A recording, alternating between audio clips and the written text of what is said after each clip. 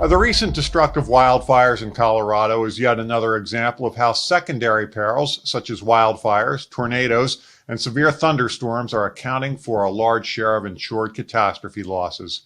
Here to discuss this trend, highlighted in two recent best commentaries, are David Blades, Associate Director, and Christopher Graham, Senior Financial Analyst, both in AM Best Research and Analytics Department. And Chris, let's start with you. The Colorado wildfires will no doubt represent a large loss for the industry.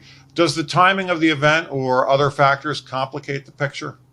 Yes, the timing certainly does. This is very much out of season for wildfires out in the West.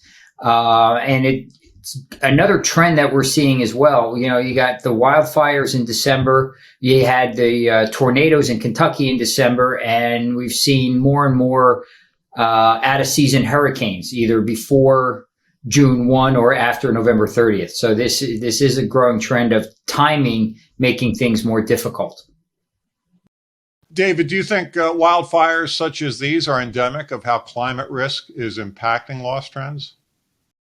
Well, John, I think what's becoming more and more abundantly clear is that insured losses associated with secondary perils like wildfires, droughts, thunderstorms, and flash floods are definitely on an upward trajectory, and the expectation is that this trend definitely will continue.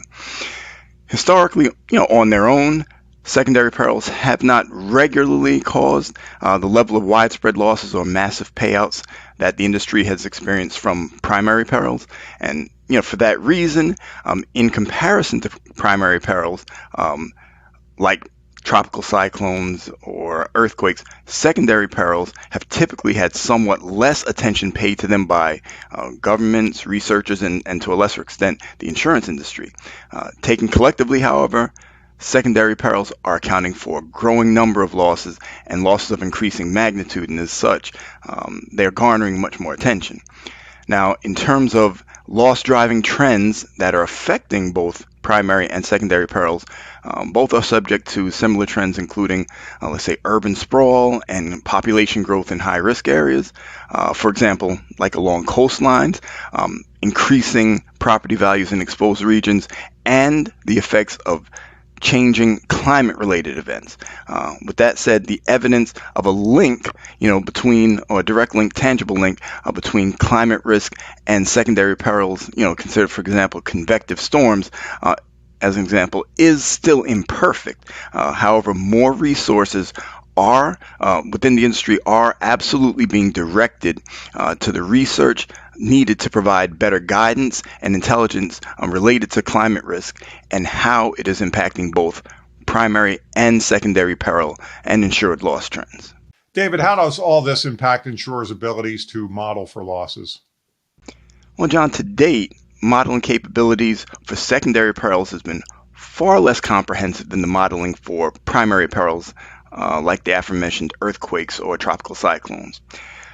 However, variables such as climate risk and population shifts and the effect that these factors are having on insured losses has driven modelers to work more on closing this existing gap, so that secondary perils and the potential for loss to be generated by these types of events can be better understood and thereby become a little bit more predictable. A better understanding will facilitate more comprehensive and accurate risk assessment and possibly give companies or arm companies with more actionable information that will aid in the development of better risk mitigation techniques. It's definitely going to take the analysis of a great amount of granular data and then continual monitoring for these models to be significantly enhanced.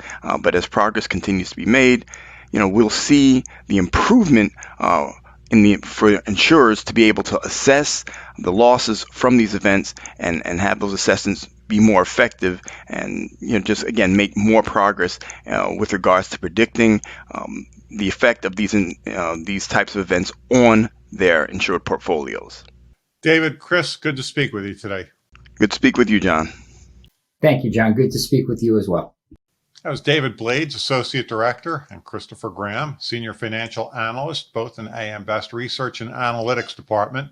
And I'm John Weber for AM Best TV.